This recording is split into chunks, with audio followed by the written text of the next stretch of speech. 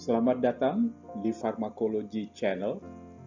Kali ini kita akan membahas mengenai antimikroba Part 1, juga disertai pembahasan top soal-soal UKDI dan UKI.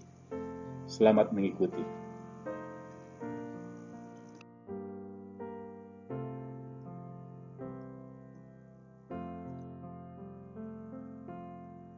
Critical issues yang berkaitan dengan penggunaan antimikroba adalah: pertama, intensitas penggunaan antibiotik relatif tinggi dan irasional. Yang kedua, berdampak pada resistensi, morbiditas, mortalitas, ekonomi, dan sosial.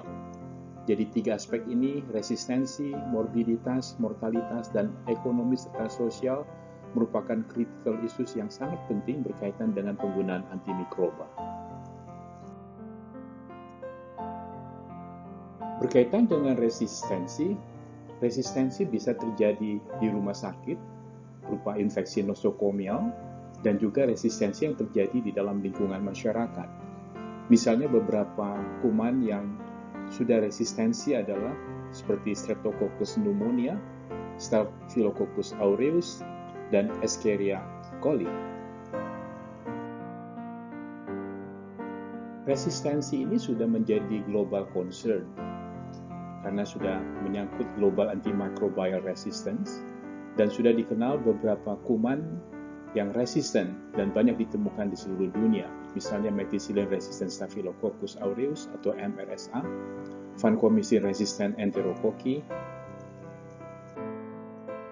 penicillin resistant pneumococci, Klebsiella pneumoniae yang menghasilkan extended spectrum beta lactamase atau ESBL, carbapenem resistant Acinetobacter baumannii, dan multiresistant Mycobacterium tuberculosis. Pada kenyataannya, resistensi mengikuti deret ukur atau exponential progressive, sedangkan penemuan antimikroba baru mengikuti deret tambah atau edit progressive. Jadi ada gap antara resistensi dengan penemuan antimikroba yang baru. Oleh karena itu, penggunaan antimikroba yang baik dan benar menjadi sangat penting untuk menunjang penggunaan antimikroba yang efektif dan aman. Jenis antimikroba. Berdasarkan target mikroba, antimikroba dibagi di dalam 5 kelompok, yaitu antibakteri, antivirus, anti jamur, anti protozoa, dan anti cacing. Kedua, pembagian berdasarkan kemampuan mematikan kuman, antimikroba dibagi di dalam 2 bagian besar, yaitu bakteriostatik yang menghambat pertumbuhan kuman, dan yang kedua adalah bakterisidal yang mematikan kuman. Jenis antimikroba juga dapat dibagi berdasarkan sifat pharmacokinetics dan pharmacodynamics atau PKPD. Yang pertama, jenis antimikroba yang tergantung kadar atau concentration dependent, dan yang kedua adalah antimikroba yang tergantung waktu atau time dependent. Antimikroba yang berdasarkan concentration dependent. Dalam hal ini kita memakai beberapa istilah yang banyak dipakai, yaitu berkaitan dengan kadar hambat minimum atau KHM atau minimum inhibitory concentration MIC. Pada antimikroba concentration dependent, kadar plasma dipertahankan pada kadar yang relatif tinggi, yaitu 10-12 kali KHM. Hal ini bisa dicapai dengan pemberian intravena 1-2 kali sehari. Antimikroba golongan concentration dependent ini mengikuti first order kinetics. Jadi kadar plasma akan turun berdasarkan waktu dan bisa di bawah kadar hambat minimum. Walaupun kadar plasma sudah di bawah kadar hambat minimum, antimikroba golongan concentration dependent ini masih memperlihatkan efek antimikrobanya, yaitu merupakan fenomena dari post antibiotic effect atau PAE. Walaupun kadar plasma relatif tinggi, tapi diharapkan efek samping masih bisa ditoleransi oleh pasien. Golongan Antimikroba concentration dependent ini adalah aminoglycoside seperti amikasin, streptomycin, kanamisin, gentamisin, dan juga golongan fluorokinolon seperti ciprofloxacin, ofloxacin, dan levofloxacin. Golongan kedua adalah antimikroba yang time dependent. Efek antibakteri optimal bila waktu kontak dengan kuman diperpanjang. Dalam hal ini tidak perlu kadar plasma tinggi, cukup 3-4 kali di atas kadar hambat minimum atau KHM. Yang penting adalah bisa dipertahankan minimal 40% dari interval dosis itu berada di atas kadar hambat minimum. Misalnya bila interval pemberian dosis T 8 jam, maka 40% dari 8 jam ini adalah 3,2 jam periode di atas kadar hambat minimum. Bisa diberikan secara infus kontinu atau dapat juga merupakan antimikroba dengan T,5 yang relatif panjang. Contoh antimikroba yang time dependent ini adalah antibiotik macrolide seperti erythromycin, clarithromycin, dan beta-lactam antibiotik seperti ampicillin, amoxicillin. Berikut ini kita akan membahas mekanisme kerja dari beberapa antimikroba. Yang pertama adalah antimikroba yang bekerjanya menghambat sintesis dinding sel. Kalau dinding sel ini dihambat sintesisnya, maka kuman akan mati karena terjadi lisis. Contoh antimikrobanya adalah antibiotik golongan beta-lactam seperti penicillin, ampicillin, dan amoxicillin. Golongan antibiotika ini tidak efektif untuk kuman yang tidak ada dinding selnya seperti Mycoplasma pneumonia atau dinding sel tidak ada peptidoglikan pada Chlamydia. Mekanisme kerja yang kedua adalah merusak membran sel. Beberapa zat intraseluler yang penting akan lolos keluar dan menyebabkan kematian pada kuman.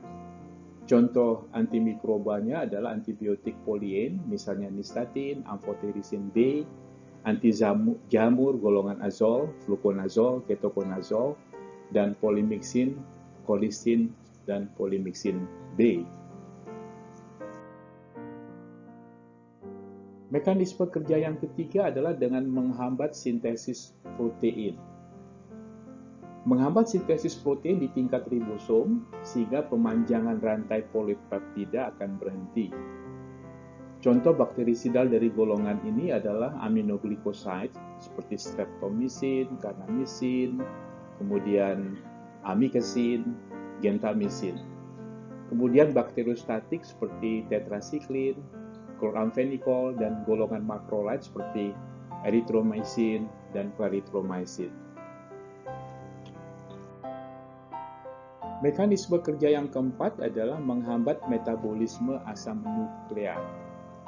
Merusak sistem replikasi dan repair DNA, misalnya pada quinolone dan metronidazole, atau RNA pada rifampicin. Bisa juga dengan menghambat sintesis asam nukleat pada sulfonamid dan juga trimethoprim. Berikut ini kita akan bahas top 10 soal UKI dan UKDI. Intensitas penggunaan antibiotik relatif tinggi dan irasional akan berdampak pada resistensi bakteri terhadap antibiotik, morbiditas, mortalitas, ekonomi, dan sosial. Jadi jawabannya adalah semua benar. A. Soal kedua, intensitas penggunaan antibiotik relatif tinggi dan irasional. Hal ini akan berdampak pada timbulnya resistensi di rumah sakit. Jadi jawaban yang benar adalah D. 3. Intensitas penggunaan antibiotik relatif tinggi dan irasional pada masyarakat berdampak pada timbulnya resistensi di masyarakat. Jawaban yang benar adalah C. 4. Fluconazole merupakan antimikroba yang berkhasiat sebagai C. Anti-jamur. Jawaban yang benar adalah C. 5. Dari sudut kemampuannya mematikan kuman, antimikroba berikut ini bersifat bakteriostatik, yaitu tetrasiklin. Jawaban yang benar adalah A. Keenam, dari sudut kemampuannya mematikan kuman, antimikroba berikut ini bersifat bakterisidal. Jawaban yang benar adalah A. Cefixime. 7. Dari sifat pharmacokinetics dan pharmacodynamics atau PKPD-nya, antimikroba berikut ini termasuk kelompok concentration dependent. Jawaban yang benar adalah ciprofloxacin. Jawaban yang benar D.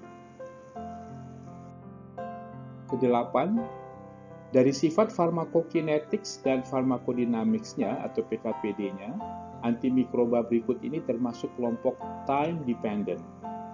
Jawaban yang benar adalah B. Erythromycin, golongan macrolide. Yang kesembilan, antimikroba berikut ini mekanisme kerjanya dengan menghambat sintesis dinding sel kuman. Jawaban yang benar adalah amoxicillin. C. Dan soal yang terakhir, yang ke-10, antimikroba berikut ini mekanisme kerjanya dengan merusak membran sel kuman.